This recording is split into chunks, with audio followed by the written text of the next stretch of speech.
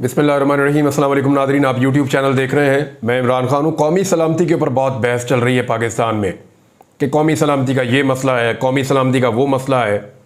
मुजीबुर रहमान शामी साहब ने senior journalist हैं और उन्होंने एक टीवी शो के अंदर बड़ा खुल कर कहा, उन्होंने कहा जी कौन सी आप कौमी सलामती की बात करते हैं।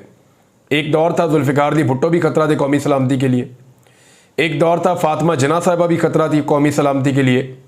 तो इस मुल्क में जो भी लीडर बना वो उस दौर की एस्टेब्लिशमेंट के लिए कौमी सलामती के लिए खतरा हो गया। और आज इमरान खान को और पाकिस्तान तहरीक इंसाफ को कौमी सलामती के लिए खतरा करार दिया जा रहा है। तो उन्होंने कहा यहाँ तक पाकिस्तान को हुलिया बिगाड़ दिया और यहाँ तक इस मुल्क को पहुँचा दिया कौमी सलामती के नाम के ऊपर। तो मैं अब आपको इस वीलॉग में बताता हूँ कि कौमी सलामती को खतरा किससे है और वो कौन सी हरकतें हैं जो कौमी सलामती को ले डूबी हैं। हमारी मुलाकात हुई थी जनरल रिटायर कमर जावेद बाजवा से। वो उस वक्त chief of the army staff होते थे और सहाफ़ी भी वहाँ पे मौजूद थे। तो उस मीटिंग में जनरल बाजवा साहब ज़्यादातर इकॉनमी की बातें कर रहे थे। इकॉनमी के बारे में उनका नॉलेज बड़ा सतही था। मैंने ग्रेजुएशन तक इकनॉमिक्स को पढ़ा है, लेकिन मुझे महसूस हुआ कि जनरल साहब को उतना भी नहीं पता जितना एक FSC या ग्रेजुएशन करने वाले बच्चे को पता होता है इकनॉमिक्स के बारे में या उसके इंडिकेटर्स के बारे में।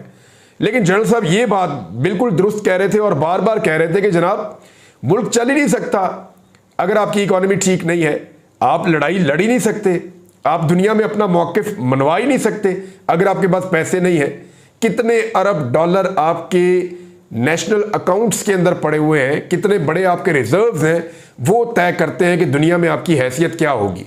ये बात बिल्कुल ठीक है। आज अगर आपके अकाउंट्स के अंदर 7-8 अरब डॉलर पड़े हुए हैं तो आपकी कोई हैसियत नहीं है। लेकिन अगर बांग्लादेश के अकाउंट में 40 अरब डॉलर पड़े हुए हैं तो उनकी हैसियत आपसे बड़ी है। इंडिया के अकाउंट में अगर 600 अरब डॉलर पड़े हुए हैं तो उनकी हैसियत उससे भी बड़ी है। और अगर किसी मुल्क के अकाउंट के अंदर 100 अरब डॉलर, 500 अरब डॉलर या 1 ट्रिलियन डॉलर या 2 ट्रिलियन डॉलर पड़े हुए हैं तो उनकी हैसियत उससे भी ज़्यादा है। अब देखें, हमने अपने आप को जानबूझकर गरीब रखा है। कौमी सलामती का मसला यह है कि इस कौम के वसाइल को लूटा गया है, इस कौम की जेबें काटी गई हैं और जो पैसा कौम की तरक्की पे और आगे बढ़ने पे लगना था वो पैसा बड़े बड़े अशराफी और मगरमच्छ अपनी जेबों में डालकर ले गए। मैं एक मिसाल आपको भी बताता हूं कि कौमी सलामती के असल दुश्मन कौन है। एक्चुअली रियासत पाकिस्तान को करना क्या चाहिए और वो क्या कर रही है वो मैं आपको बाद में बताता हूं। लेकिन सबसे पहले मैं एक डाटा आपके सामने रखता हूं। गौहर एजाज साहब, ये एप्टेमा के सदर भी रहे हैं, पाकिस्तान में बिजनेसमैन भी हैं और निगरान वफाकी वजीर भी रहे हैं। इनके ऊपर आप तनकीद कर सकते हैं कि जो फैक्ट्स इन्होंने शेयर किए वो मैं आपके सामने रख देता हूं और ये फैक्ट्स आपको हिलाकर रख देंगे कि पाकिस्तान के साथ एक्चुअली पाकिस्तानी कर क्या रहे हैं। यानी इनका ये दावा है कि पाकिस्तान के अंदर, वैसे मैं आपको पहले एक ओवरऑल बता देता हूं कि पाकिस्तान में एक्चुअली कितनी बिजली पैदा होती है, कितनी बिजली हम तरसील कर सकते हैं, लोगों के घरों तक और फैक्ट्रियों तक हम पहुंचा सकते हैं, और कितनी बिजली पैदा करने की सलाहियत हमने हासिल कर रखी है। ज़रूरत कितनी है, पैदा कितनी करते हैं और पहुंचा कितनी सकते हैं। पाकिस्तान ने इस वक्त जो बिजली पैदा करने की सलाहियत पैदा कर रखी है वो है 43,400 मेगावाट। 43,400 मेगावाट की हमारी सलाहियत है। यानी हम अपनी बिजली जो खुद पैदा कर ले हुकूमत, इसके अलावा जो IPPs हमने बेशुमार लगा लिए वो 106 IPPs हैं। हुकूमत पैदा करती है वो अलग है, IPPs प्राइवेट कंपनीज पैदा करती हैं वो अलग है। तो हमारी जो कैपेसिटी है पैदा करने की, जो सलाहियत है वो है 43,400 मेगावाट। हम इस्तेमाल कितनी कर सकते हैं? पाकिस्तान जो ज़्यादा से ज़्यादा बिजली हमारी जो डिमांड हो सकती है ना, मैक्सिमम जितनी हम इस्तेमाल कर सकते हैं वो 31,000 मेगावाट है कि 1 मिनट के लिए भी बिजली ना जाए और पूरे मुल्क की इंडस्ट्री और सारा कुछ एक वक्त में चल रहा हो सेम टाइम में, तो 31,000 मेगावाट। लेकिन ये जो साबिक वफाकी वजीर हैं इन्होंने एक बहुत बड़ा दावा किया है। इन्होंने कहा जो पाकिस्तान की ज़रूरत है ना वो है 13,000 मेगावाट और ये ज़रूरत थी 2015 में, और वो कह रहे हैं कि उसके अंदर कोई बड़ी तब्दीली नहीं आई। हुकूमत जो है वो आदाद शुमार का हेर फेर करती है। हमारी जो 13,000 मेगावाट की हमारी ज़रूरत है और सारिफीन जो है वो इससे 10 गुना ज़्यादा कैपेसिटी चार्जेस दे रहे हैं। पहले मैं आपको डाटा बताता हूं कि हम कितनी बिजली एट अ टाइम सार्फिन तक पहुंचा सकते हैं। सरकारी डाटा के मुताबिक हम पैदा कर सकते हैं 43,400 मेगावाट, हमारी मैक्सिमम जरूरत हो सकती है 31,000 मेगावाट और हम मैक्सिमम पहुंचा सकते हैं 22,000 मेगावाट। इससे ज्यादा हमारी बिजली की तारें और खंभे जो हैं वो बर्दाश्त ही नहीं करते। इससे ज्यादा बिजली हम पहुंचा ही नहीं सकते, इतना सिस्टम ही नहीं है हमारे पास। तो 22,000 हम पहुंचा सकते हैं, लेकिन जितनी हम पहुंचा सकते हैं उससे दुगनी पैदा करने की सलाहियत हमने क्यों पैदा की, यह है अब तक का सबसे बड़ा सवाल। और इस सवाल का जवाब मैं आपके सामने रखता हूं कि हमने जो आईपीपीज लिए हुए हैं ना, वो कितनी बिजली पैदा करने की सलाहियत रखते हैं और हम उनसे कितनी बिजली लेते हैं, ये जरा देखिएगा। जो कोयले से बिजली पैदा कर रहे हैं आईपीपीज, वो 25% से भी कम बिजली पैदा कर रहे हैं। अगर उनकी सलाहियत ना 100 मेगावाट की, तो वो 25 मेगावाट से कम पैदा कर रहे हैं। लेकिन जो हमसे पैसा ले रहे हैं वो हर साल वो है 692 बिलियन से ज्यादा, 692 अरब से ज्यादा। अच्छा, इसके बाद आ रही जो हवा से बिजली पैदा करने की हमारी सलाहियत है, 50% से कम पे हम उसको चला रहे हैं, और वो हमसे ले रहे हैं 175 अरब से जायद। RLNG यानी गैस से 50% से कम हम सलाहियत पे उनको चला रहे हैं, जो प्लांट्स है आईपीपीज, और वो भी 180 अरब रुपए हमसे लगभग ले रहे हैं। सोलर, और ये जो है वो 110 अरब रुपए लेके पाकिस्तान का महंगा तरीन यूनिट इस वक्त बना हुआ है सोलर का भी। 106 आईपीपीज पाकिस्तान को खा रहे हैं। गौहर एजाज साहब का ये कहना है कि हमारी बिजली के इस्तेमाल की जरूरत नहीं बढ़ी, हमारी बिजली के इस्तेमाल की जरूरत उतनी है। यानी उन्होंने कहा कि हम 13,000 मेगावाट इस्तेमाल करते थे, आज भी हमारी जरूरत तकरीबन उतनी है, इससे ज्यादा नहीं हुई। लेकिन 2015 में हम 20,000 मेगावाट की हमारी पैदावारी सलाहियत थी, लेकिन फिर मुस्लिम लीग नून ने धड़ इन्होंने आईपीपीज लगाए, और इतने आईपीपीज लगाए कि 13,000 जो हमारी जरूरत थी और हम 20,000 पैदा करते थे, उसको पैदावार की सलाहियत को ले गए 43,400 पे। अब वो हमारी इतनी ज्यादा सलाहियत है, अब पैसे हमें उसके भी देने पड़ते हैं कैपेसिटी चार्जेस के मद में। यानी बिजली वो कारखाने पैदा करें या ना करें, हम उसको इस्तेमाल करें या ना करें, उनकी जो सलाहियत है पैदा करने की, उसके पैसे आपको उनको देने पड़ेंगे हर महीने। तो इस तरह हम जो पैसा अब दे रहे हैं सालाना, ये पहले हमें पड़ता था 200 अरब रुपया सालाना, और अब हमें पड़ता है 2,000 अरब रुपया सालाना। यानी 2 ट्रिलियन रुपए हम अदा कर रहे हैं कैपेसिटी चार्जेस के मद में, जो हमें नहीं पहले अदा करने होते थे। यह किया हमने पाकिस्तान के साथ और पाकिस्तानियों के साथ। यानी जो बिजली हमें थोड़ी चाहिए थी, हमने इतनी ज्यादा पैदा करने की सलाहियत ले ली, और वो महंगे वाले या हाइड्रल लगा लेते या कोई सस्ती बिजली पैदा करने का तरीकाकार रखते, वो इतने महंगे वाले यूनिट हमने लगाए और हमने उनको बाहर से बुलवाया। और ये बहुत सारे ऐसे ताकतवर लोग हैं, पाकिस्तान की एलीट है जिनके फ्रंट मैन है, और उन्होंने ये आईपीपीज लगाए हैं। ये पैसा घूम फिर के इन लोगों की जेबों में जाता है और ये अवाम की जेबों पे डाका डालते हैं। यानी बिजली पैदा नहीं कर रहे कारखाने लाके लगा दिए गए हैं, हमारी जरूरत ही नहीं है। यानी 43,400 मेगावाट बिजली हमने क्या करनी है, हमारी ट्रांसमिशन लाइन में इतनी बिजली चल ही नहीं सकती। हम इतनी बिजली जो इकट्ठी कर ली है, ये तो कोई बहुत ही अमीर मुल्क हो वो भी नहीं ऐसी हरकत करता। 43,400 मेगावाट हमने बिजली पैदा कर ली और लोगों तक पहुंचाने की सलाहियत है मैक्सिमम 22,000, इससे ज्यादा हम लोगों तक पहुंचा ही नहीं सकते। और जो गौहर एजाज साहब हैं, उनका यह दावा है कि हमारी जरूरत 13-15 हजार से ऊपर नहीं है, इससे ज्यादा जरूरत भी नहीं है।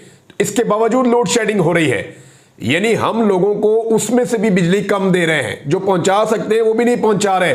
लेकिन क्योंकि हमने बहुत सारे कारखाने लगा दिए हैं, वो कारखाने बंद पड़े रहे, वहां बिजली कभी ना बने, वहां मुलाजमीन आना भी बंद हो जाए, उसको बेशक ताला भी लगा दें, लेकिन आपने हर महीने उनको कैपेसिटी पेमेंट की मद में पैसा देना। तो ये 2,000 अरब रुपए आपको हर साल देने पड़ते हैं, 2 ट्रिलियन ये पैसा आपको देना पड़ता है। अब ये आप क्यों दे रहे हैं? इसलिए कि ये पैसा बहुत बड़े बड़े और ताकतवर लोगों की जेबों में जा रहा है। जिस वक्त आप डैम्स बनाएंगे, जिस वक्त आप सस्ती बिजली पैदा करेंगे, तो इन आईपीपीज की जरूरत खत्म हो जाएगी, इनको फिर छुट्टी करवा दी जाएगी कि जनाब आपका मुआहदा मुकम्मल, आप जाएं। फिर इनके मुआहदे रीन्यू नहीं होंगे जैसे कि हुकूमत करना चाहती है और कर भी रही है। फिर ये अपने घरों को जाएंगे, फिर पाकिस्तान को सस्ती बिजली मिलेगी। लेकिन उस सूरत में क्या होगा, उस सूरत में आपकी जेबों पे डाका डलना बंद हो जाएगा। आपकी जेबों से आपका खून निचोड़ के जो पैसा आपका निकलता है वो इनकी बड़े बड़े डाकुओं की जेबों में नहीं जाएगा। ये है सबसे बड़ा मुद्दा। इसके ऊपर तो किताबें लिखी जा सकती हैं जो पाकिस्तान के साथ ज्यादती हुई है, बहुत बड़ी ज्यादती हुई है। IMF निशानदेही करता है, सब निशानदेही करते हैं, लेकिन इसके बावजूद इस बात को नहीं समझ रहा। नाज़रीन, इमरान खान साहब के लिए हालात बदल रहे हैं। लेकिन जब इमरान खान साहब के लिए हालात ख़राब किए जा रहे थे ना, तो 2021 में अचानक हमने देखा कि कुछ टीवी चैनल्स बड़े ब्रूटली एकदम इमरान खान साहब के खिलाफ हो गए। ऐसा लगता था उनको फीड्स आ रही हैं, ऐसा लगता था कि उन्हें कहा जा रहा है कि इमरान खान को दबा के रखो। एक्सीलेटर पे पूरा पाँव रख दिया था। सहाफ़ी बिल्कुल जानिबदार हो गए थे। आज कुछ सहाफ़ी ऐसे हैं जो ये समझ रहे हैं कि बड़ी ज़्यादती हो गई, इतना जुल्म बस कर दो अब। लेकिन ये वही सहाफ़ी है, अगर 2 साल पहले 2.5 साल पहले के आप इनके ट्वीट्स, आप इनके स्टेटमेंट्स निकाल के देखें तो ये इमरान खान को और उसकी पार्टी को जितनी मार पड़ रही थी उसके ऊपर ये शादियाने बजा रहे थे, खुश हो रहे थे। लेकिन आज जब 2-2.5 साल इमरान खान को अच्छी तरह मार के देख लिया और देखा कि वो नहीं टूट रहा, तो फिर अब इन्होंने भी अपना मौक़िफ़ तब्दील करना शुरू किया। जियो न्यूज़ जो है वो इमरान खान साहब के खिलाफ बहुत रिपोर्टिंग करता रहा है और अब जियो ने बाकायदा रिपोर्ट्स जारी की हैं और अपने सोशल मीडिया पे उनको शेयर भी किया है। इमरान खान साहब की लगभग 1 साल की जेल, इस जेल में इमरान खान साहब ने कैसे सबको तिगनी का नाच नचाया, कैसे इमरान खान साहब नहीं टूटे, उनको नहीं तोड़ा जा सका, उनके लिए कप्तान का लफ्ज़ इस्तेमाल करना, इमरान खान की फ़ोटो चलाना, उनका डायरेक्ट नाम लेना, ये पिछले 3-4 दिनों से चीज़ें हो रही हैं। इससे आप समझिए कि एक्चुअली इमरान खान सिस्टम से टूटा नहीं और अब इमरान खान के लिए सिस्टम के अंदर जगह बननी शुरू हो गई है। और ऐसा नहीं है कि सिस्टम जगह बना रहा है, इमरान खान ने जोर इतना लगाया है और सिस्टम क्योंकि इमरान खान को नहीं तोड़ पाया, तो अब सिस्टम के अंदर कोई और गुंजाइश बाकी नहीं है कि वो इमरान खान को मजीद दीवार के साथ लगाएं। आलमी सतह पे बहुत आवाज़ उठ रही है, पाकिस्तान के अंदर बहुत आवाज़ उठ रही है। इमरान खान ने बार बार डील करने से इनकार किया है, तो अब अल्टीमेटली मैंने आपको उस दिन एक बात कही थी कि सिस्टम ये फैसला कर चुका है कि इमरान खान को नहीं आने देना और पाकिस्तान की अवाम ये फैसला कर चुकी है कि इमरान खान के बगैर हमने सिस्टम को नहीं चलने देना। तो ऐसे में शिकस्त सिस्टम को ही होनी थी क्योंकि अवाम नहीं हारा करती। मुझे एक बड़े मज़े की एक फिल्म में देख रहा था पंजाबी, उसमें वो एक डायलॉग बोलता है एक लड़का, वो थोड़ा सा मैंने एक हिस्सा देखा कहीं सोशल मीडिया पे। उसने कहा जंज जितनी मर्जी वड्डी होवे ना, पिंड तो वड्डी नहीं होती। कि यानी बारात आप जितनी मर्जी बड़ी लेकर आ जाए लेकिन वो गाँव से बड़ी कभी नहीं होती। तो एस्टेब्लिशमेंट जितनी मर्जी तगड़ी हो जाए, अवाम से तगड़ी नहीं होती, तगड़ी अवाम ही होती है सबसे ज़्यादा। तो अल्टीमेटली जो अवाम होती है वो अपना फैसला मनवा लेती है और वो फैसला मानना पड़ेगा। देखिए रियासत क्या फैसले कर रही है और रियासत को क्या फैसले करने चाहिए, यहाँ पे आकर हम फंस गए हैं। तो चंद चीज़ें मैं आपके सामने रखता हूँ। इस वक्त रियासत को क्या करना चाहिए? मुल्क को इस्तेहकाम की ज़रूरत है, लेकिन सवाल यह है कि क्या रियासत वो इक़दाम उठा रही है जिनसे मुल्क में इस्तेहकाम आए? तो मादरत के साथ अभी तो नहीं उठा रही। नंबर 2, इदारों को तनाज़ात से निकालने की ज़रूरत है। इदारे बहुत ज़्यादा मुतनाज़े हो गए हैं चंद शख्सियात के फ़ैसलों की वजह से, मगर मौजूदा हुकूमत और इदारों के फ़ैसले मज़ीद तनाज़ात को जन्म दे रहे हैं, इदारों को मज़ीद मुतनाज़े कर रहे हैं। इस वक्त अवाम में एतमाद पैदा करने की ज़रूरत है, लेकिन जो कुछ भी हो रहा है इस मुल्क में उससे अवाम के अंदर लगातार बदएतमादी पैदा हो रही है। हर आने वाला फ़ैसला मज़ीद बदएतमादी पैदा कर रहा है। इस वक्त पाकिस्तान में महंगाई को कंट्रोल करने की ज़रूरत है, लेकिन महंगाई के अंदर लगातार इजाफा होता चला जा रहा है क्योंकि पाकिस्तान में कारोबारी ज़िंदगी चल नहीं रहा, लोगों को ट्रस्ट ही नहीं है। अदलिया का किरदार बहुत अहम है। ऐसे मौके पर जब मुल्क के अंदर आईनी किस्म के बहरान पैदा हो रहे हैं तो अदलिया का एहतराम होना चाहिए, लेकिन हम ये देख रहे हैं कि हुकूमत खुद और एस्टेब्लिशमेंट अदलिया के फैसलों को मानने के लिए तैयार ही नहीं है, बल्कि सहाफ़ियों के जरिए धमकियां लगाई जा रही हैं कि जो हो जाए, जो करना है कर लो, तौहीन लगानी है लगाओ, हमने अदालतों के फैसले नहीं मानने। दहशतगर्दी के खिलाफ यकसा हिकमत अमली पूरे मुल्क की होनी चाहिए, तमाम सूबों की, पाकिस्तान के तमाम मकातब फ़िक्र की, तमाम पॉलिटिकल पार्टीज़ की। क्या वो है? नहीं। हम बिखरे हुए हैं, हम इकट्ठे नहीं हो पा रहे और उसके भी पॉलिटिकल रीजंस भी हैं। इसके अलावा इंसानी हकूक़ और शख्सी आज़ादियों का एहतराम होना चाहिए पाकिस्तान में। क्या पाकिस्तान में इंसानी हकूक़ का एहतराम हो रहा है? बिल्कुल नहीं हो रहा, पामाली हो रही है। शख्सी आज़ादियों का एहतराम हो रहा है? नहीं जी, बिल्कुल उसकी खिलाफ वर्जियाँ हो रही है। फिर पाकिस्तान में क्या जमहूरी रवैये हैं इस वक्त? नहीं, बिल्कुल गैर जमहूरी रवैये हैं। ऐसा लगता है कि किसी को आवाज़ उठाने का हक ही नहीं है। आइन की बालादस्ती और रूल ऑफ लॉ है पाकिस्तान में, अभी बंदे जबरी तौर पर गुमशुदा किए गए हैं। जब दिल करता है जिसकी लाठी उसकी भैंस, जिसको मर्जी उठा लो। यानी उसके अंदर राणा सनाउल्लाह का स्टेटमेंट आप देख लेना, उन्होंने स्टेटमेंट दिया इस बारे में, और वो तो इसको एक जंग करार दे रहे हैं, वो रूल ऑफ लॉ की बात ही नहीं कर रहे। वो तो बात कर रहे हैं कि जनाब जिसकी लाठी उसकी भैंस, हम मारेंगे, हम ये कर देंगे, हम वो कर देंगे। तो ये रियासत का रवैया नहीं होता, हुकूमत का ये रवैया नहीं होता। अगर इनकी सारी सियासत का हासिल हुसूल ये है तो फिर मैंने उस दिन भी कहा था कि फिर तो इन्ना लिल्लाहि व इन्ना इलैहि राजिऊन, आज़ादी इज़हार राय, इससे ज़रा माहौल खुलता है। लोग जब इख्तलाफ राय करते हैं, आपस में डिस्कशन करते हैं, तो फिर सोल्यूशन भी निकलते हैं, थोड़ा सा माहौल खुलता है, घुटन कम होती है। लेकिन पाकिस्तान में घुटन का माहौल बना हुआ है। मीडिया पे, सोशल मीडिया पे लगातार पाबंदियां लग रही हैं, अरबों रुपया हुकूमत खर्च कर रही है। कभी एक्स बंद कर देते हैं, कभी फेसबुक बंद कर देते हैं, कभी किसी और प्लेटफॉर्म को बंद कर देते हैं, कभी पाबंदियां लगा देते हैं, कभी बंदे उठा देते हैं। तो इस तरीके से बदकिस्मती से जो कुछ इस वक्त रियासत पाकिस्तान के अंदर हो रहा है, ये सारी वो चीज़ें हैं जिनका उलट होना चाहिए, लेकिन नहीं किया जा रहा। चीज़ों को दुरुस्त करने की तरफ किसी की तवज्जो नहीं है। फिच ने एक पेशनगोई की है, उन्होंने कहा कि इमरान खान जल्दी बाहर नहीं आएंगे और ये हुकूमत तकरीबन 18 माह चल जाएगी। अच्छा, इस किस्म की एक पेशकश भी मुबैना तौर पे कुछ लोग कह रहे हैं इमरान खान साहब तब गई है कि जनाब 2026 के शुरू में हम इलेक्शन करवा देंगे, ज़रा थोड़ा टाइम निकाल दें, 2025 के एंड में ये हुकूमत हम ख़त्म कर देंगे। लेकिन इमरान खान मेरी इतला के मुताबिक किसी भी डील के ऊपर फ़िलहाल तैयार नहीं है, और 18 माह ये हुकूमत चलेगी ये तो मुमकिन लगता नहीं है, क्योंकि ये हुकूमत जितना अरसा चलेगी उतना अरसा पाकिस्तान को नीचे लेकर जाएगी। ये पाकिस्तान को आगे ले जाने वाले काम तो कर नहीं रही। बहुत सारी चीज़ें और भी नाज़रीन आपके साथ शेयर करनी है। फिलहाल अब तक के लिए इतना ही। अपना ख्याल रखिएगा, अपने चैनल का भी। अल्लाह हाफ़िज़।